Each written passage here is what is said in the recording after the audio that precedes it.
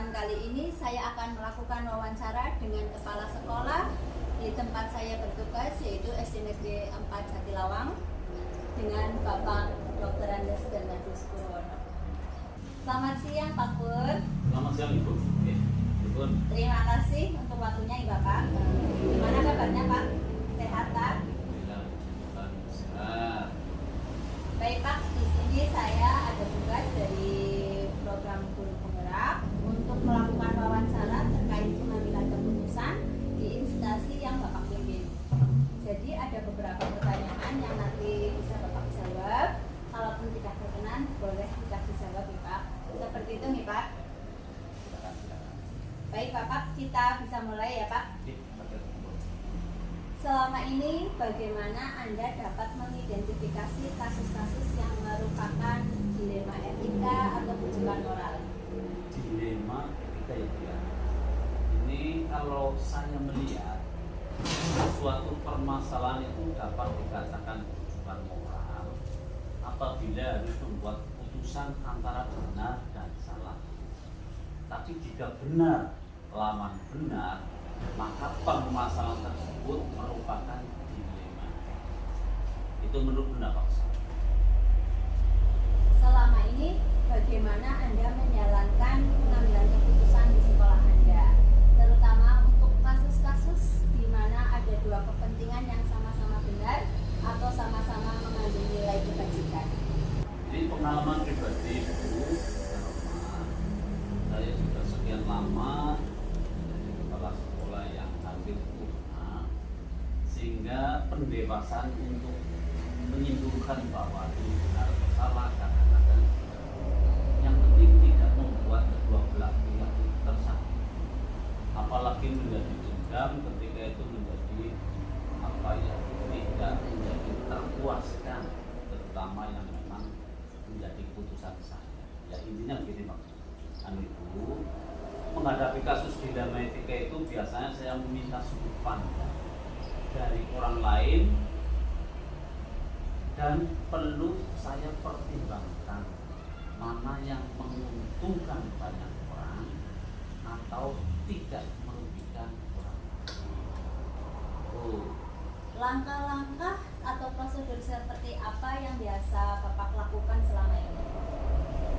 Selama ini kadang saya melihat kasusnya, ketika itu menjadi kasus yang ringan dan itu menjadi pembenaran untuk saya maupun seteman di satu satuan pendidikan. Kalau yang ringan-ringan biasa saya langsung seketika itu juga ketika memang itu menjadi permasalahan secara umum. Tapi kaitannya dengan personal yang memang harus ada temu muka, face-to-face, personal pribadi secara pribadi itu saya memang kadang memanggil, kemudian ditanya permasalahan apa, itu ketika itu menjadi peran pribadi sehingga orang lain tidak tahu. Kadang-kadang yang namanya itu permasalahan kan kompleks, tidak hanya permasalahan ketika menjadi tugas seorang guru, tapi juga permasalahan di dalam rumah tangga yang mau tidak mau akan menjadi imbas dari ketika dia memberikan pembelajaran. Anak hubungannya kalau orang kan kadang terlihat. Itu pendapat saya Bu. Hal-hal apa saja yang selama ini Bapak anggap efektif dalam pengambilan keputusan pada kasus-kasus dilema etika? Ya bahasa intelek begini. Saya biasa melakukan analisis kasus, kemudian menentukan solusinya berdasarkan norma peraturan yang berlaku. Kemudian keputusan tersebut hendaknya tidak merugikan siapapun serta bermanfaat bagi banyak orang dalam jangka waktu yang lama. Artinya ya bahasanya simbiosis lah. Ketika sama-sama menguntungkan, kenapa tidak? Dan itu sensitif, sifatnya kan sensitif. Kemudian Pak, hal-hal apa saja yang selama ini merupakan tantangan dalam pengambilan keputusan pada kasus-kasus dilema etika? Lihat kasusnya, backgroundnya seperti apa. Kalau saya ya seperti tadi bilang tidak apa ya,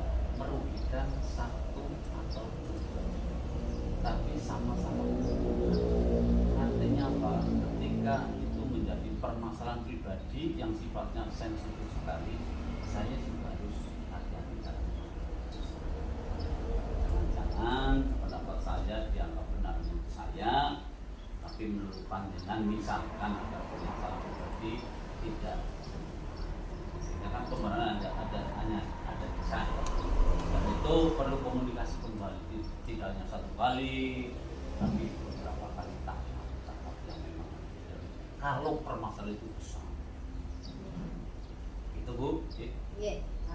Apakah Bapak memiliki sebuah tata cara atau jadwal tertentu dalam sebuah penyelesaian kasus dilema etika? Apakah Bapak langsung menyelesaikan di tempat atau memiliki sebuah jadwal untuk menyelesaikan bentuk atau prosedur seperti apa yang dijalankan? Ya, kembali lagi tadinya Mas. Ketika permasalahan itu memang ringan, hanya menyangkut permasalahan keseharian ketika mengajar sebagai tugas pokok, saya yakin itu mencakup keseluruhan teman satu sekolah. Tetapi kalau kembali permasalahan itu besar dan itu menjadi sebuah kasus, dan itu kita harus hati-hati memutuskan. Sehingga kami tetap ada step by step. Ketika hari pertama belum, ya yang penting tetap selesaikan untuk kasus-kasus. Adakah seseorang atau faktor-faktor apa saja yang selama ini mempermudah atau membantu Bapak dalam pengambilan keputusan dalam kasus-kasus dilema etika?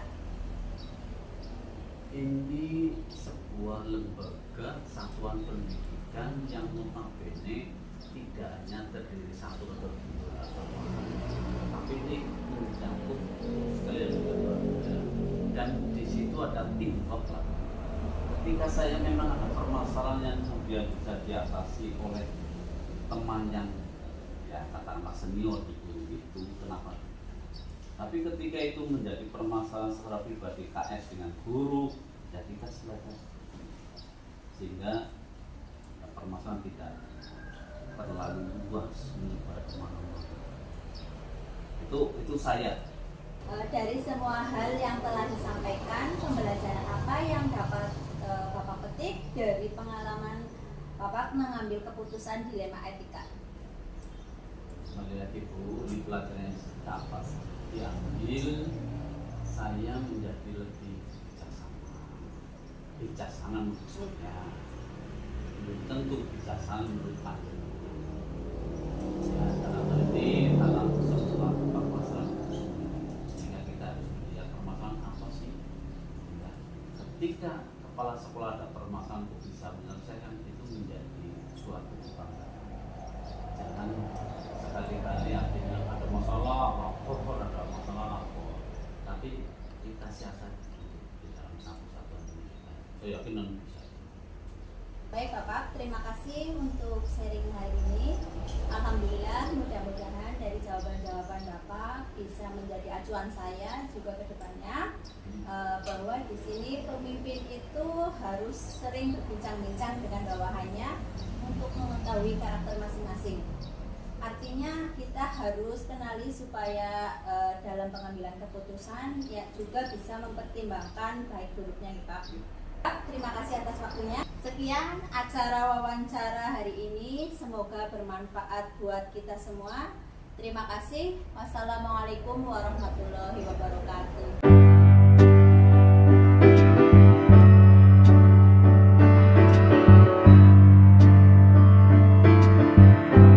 Assalamualaikum warahmatullahi wabarakatuh. Perkenalkan, saya Siti Karomah, calon guru penggerak angkatan 11 dari Kabupaten Banyumas.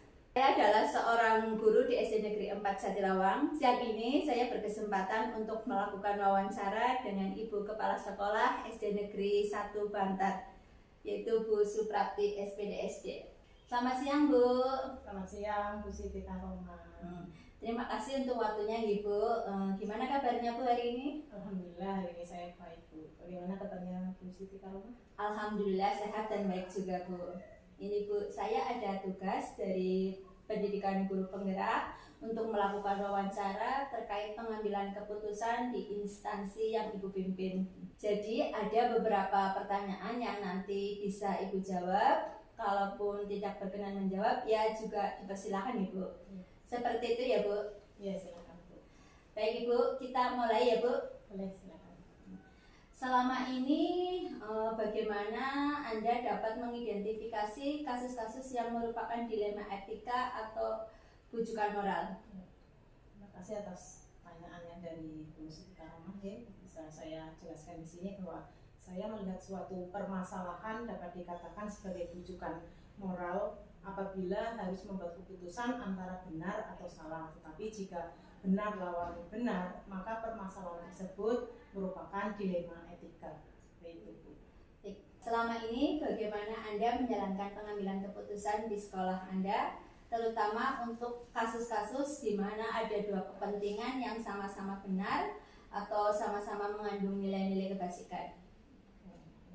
Selama ini saya menghadapi kasus dilema etika, biasanya itu saya meminta sudut pandang dari orang lain juga, lalu saya pertimbangkan mana yang paling menguntungkan banyak orang dan tidak merugikan orang lain, seperti itu. Langkah-langkah atau prosedur seperti apa yang biasa Ibu lakukan selama ini? Jika ada permasalahan seperti itu, biasanya itu langkah-langkah yang saya lakukan yaitu menentukan dulu penyebab permasalahannya apa, kemudian siapa saja yang terlibat, kemudian saya berdiskusi dengan warga sekolah, kemudian menentukan beberapa alternatif solusi pemecahan masalah.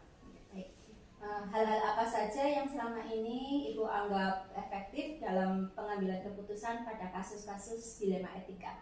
Kalau menurut saya yang lebih efektif adalah saya melakukan analisis kasus dulu, kemudian menentukan solusinya berdasarkan norma peraturan yang berlaku. Kemudian dari keputusan tersebut nantinya hendaknya itu tidak merugikan siapapun, serta bermanfaat bagi banyak orang dalam jangka waktu yang panjang. Apa saja yang selama ini merupakan tantangan dalam pengambilan keputusan pada kasus-kasus dilema etika? Kalau tantangan soalnya kalau itu banyak ya Bu, tetapi tantangan dalam mengambil keputusan adalah mencari solusi terbaik, karena keduanya itu kan merupakan hal yang benar, sehingga dalam pengambilan keputusan haruslah menguntungkan kedua belah pihak dan tidak merugikan siapapun.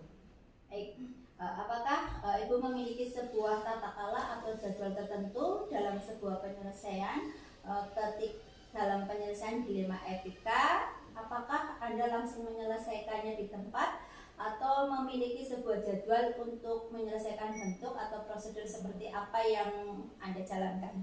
Itu tergantung dari situasi dan permasalahannya ya Bu. Jadi jika permasalahannya saya anggap yang akan saya hadapi itu ringan, maka saya akan memutuskan saat itu juga. Namun jika permasalahannya cukup berat dan melibatkan berbagai pihak, maka akan saya putuskan setelah saya berdiskusi dengan pihak terkait yang lebih kompeten, sehingga mendapatkan solusi yang tepat dan terbaik untuk semua pihak.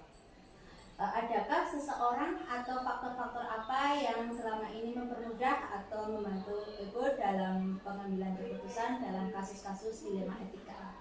Biasanya dalam mengambil keputusan, saya biasanya itu mengajak warga sekolah, stakeholder yang ada, kemudian wali murid, atau siapa saja lah yang mempunyai kedekatan personal dengan orang yang bermasalah, sehingga nanti banyak yang membantu mencari alternatif solusi dari permasalahan tersebut.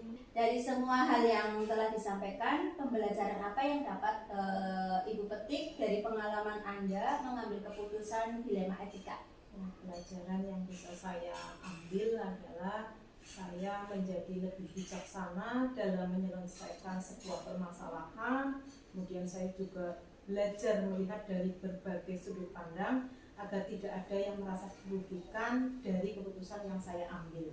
Bapak Ibu, terima kasih atas kesempatan waktunya sudah berkenan berbincang dengan saya. Semoga apa yang kita obrolkan hari ini dapat bermanfaat bagi saya. Terima kasih, sama-sama Bu Siti Karomah. Semoga apa yang tadi saya sampaikan bisa menambah wawasan panjenengan dan kedepannya nanti mungkin bisa menjadi bekal seandainya ataupun sampai dengan titik di mana panjenengan itu bisa menjadi seorang kepala sekolah. Amin. Demikian wawancara hari ini dengan Ibu Kepala Sekolah SMK 1 Bantar, Bu Suprati. Semoga bermanfaat buat kita semua.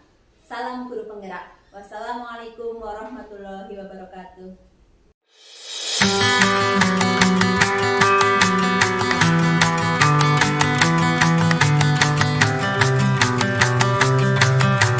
Assalamualaikum warahmatullahi wabarakatuh. Perkenalkan, saya Siti Karoma, calon guru penggerak angkatan 11 dari Kabupaten Banyumas. Saya adalah seorang guru di SD Negeri 4 Jatilawang. Siang ini saya berkesempatan untuk melakukan wawancara dengan Ibu Kepala Sekolah SD Negeri 1 Adisara, yaitu Bu Muji Nurtiani. Assalamualaikum warahmatullahi wabarakatuh. Bagaimana kabarnya, Bu? Waalaikumsalam warahmatullahi wabarakatuh. Alhamdulillah kabar baik Bu Karom. Bagaimana kabar Bu Karom juga? Alhamdulillah saya dan keluarga juga sehat, Bu. Ada keperluan apa Bu? Ini Bu, kebetulan saya ada tugas untuk wawancara beberapa kepala sekolah terkait dengan praktik pengambilan keputusan. Bolehkah saya mengajukan beberapa pertanyaan kepada Ibu? Silakan, jika saya bisa menjawab. Monggo, saya bantu Bu Karom. Jadi begini Bu, selama ini bagaimana Ibu dapat mengidentifikasi kasus-kasus yang merupakan dilema etika atau rujukan moral? Di dalam satuan pendidikan, terkadang akan ditemukan beragam kasus yang dihadapi. Baik itu kasus yang keduanya benar, tetapi bertentangan dengan nilai kebajikan yang dikenal sebagai dilema etika. Ataupun kasus yang salah satunya benar dan yang lainnya salah. Sebagai seorang pemimpin, kedua kasus tersebut harus dapat diidentifikasi dengan benar dan cermat tentunya, agar tidak ada kesalahan dalam pengambilan keputusan nantinya. Cara saya dengan mengidentifikasi kedua kasus tersebut dengan memahami masing-masing kasus. Tentu saja untuk memahami kasus-kasus tersebut, saya harus berkomunikasi dengan pihak-pihak yang terlibat. Bila perlu, saya mengadakan pendekatan secara personal. Setelah permasalahan sudah dipahami, maka pemetaan jenis kasus tersebut akan lebih mudah, Bu Karom. Untuk itu, perlunya pertanyaan-pertanyaan yang dapat mengidentifikasi kasus. Sebuah kasus dapat dikatakan sebagai dilema etika jika masalah yang tersebut tidak melanggar hukum dan dapat dikatakan sebagai serta tidak melanggar hukum serta norma-norma atau menimbulkan ketidaknyamanan sosial. Dan sebaliknya, jika kasus yang dihadapi itu melanggar hukum dan menimbulkan keresahan, itu dapat dikatakan sebagai kasus rujukan moral. Itu menurut saya.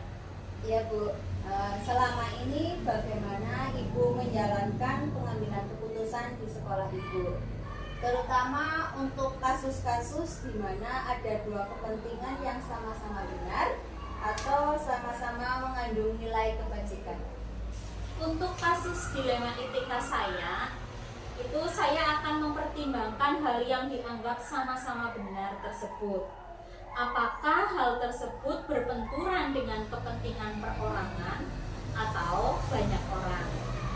Mengandung nilai-nilai kebajikan berupa kebenaran atau kesetiaan, melibatkan rasa adil atau belas kasihan, akankah berdampak untuk saat ini atau seterusnya? Berarti langkah-langkah atau prosedur seperti apa yang biasa Ibu lakukan selama ini?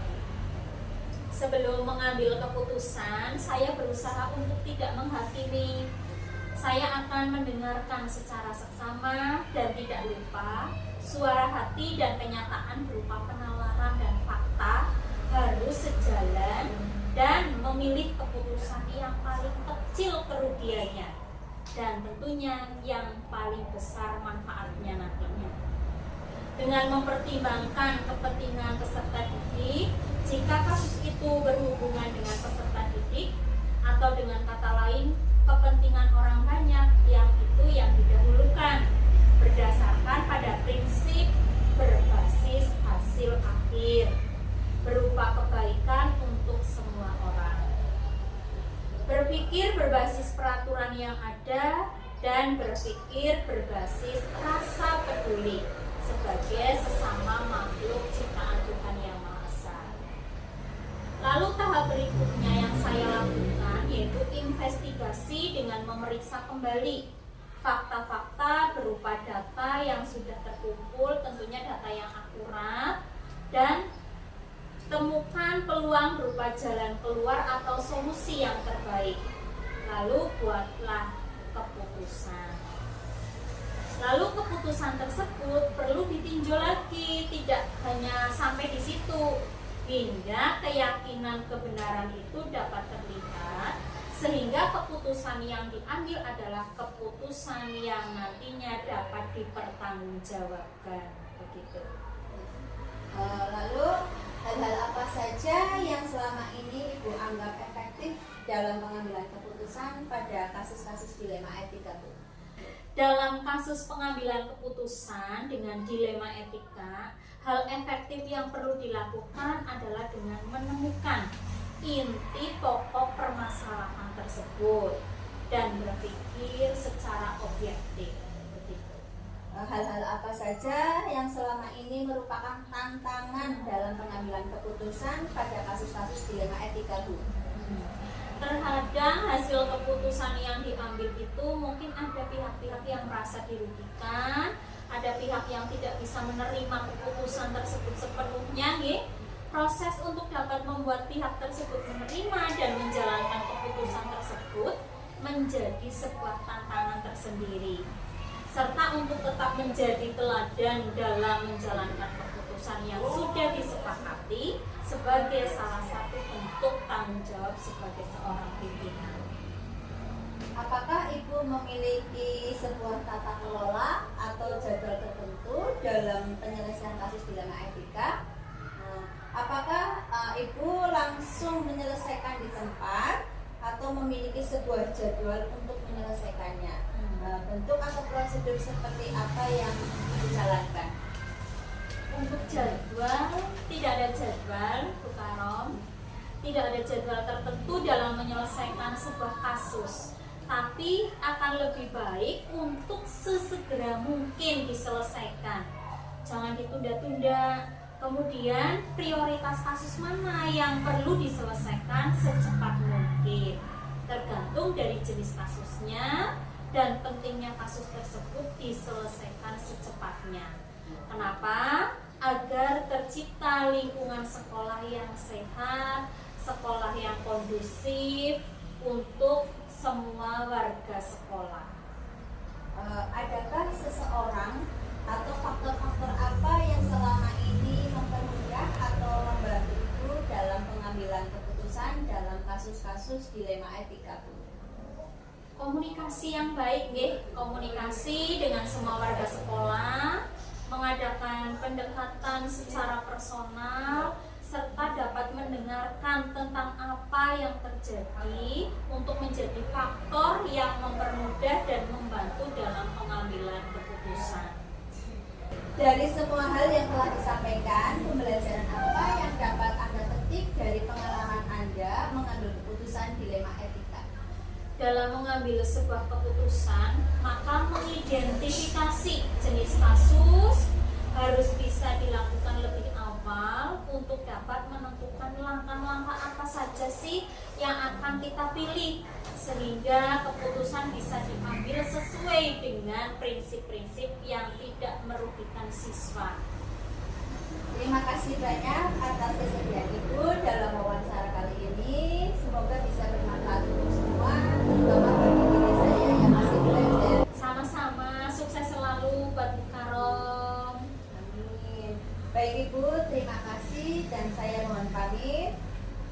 Baik, sampai jumpa di lain kesempatan, Gi. Demikian wawancara dengan Ibu Kepala Sekolah dari SD Negeri 1 Adisara, yaitu Bu Muji Murtiani. Semoga bermanfaat buat kita semua. Salam guru penggerak. Wassalamualaikum warahmatullahi wabarakatuh.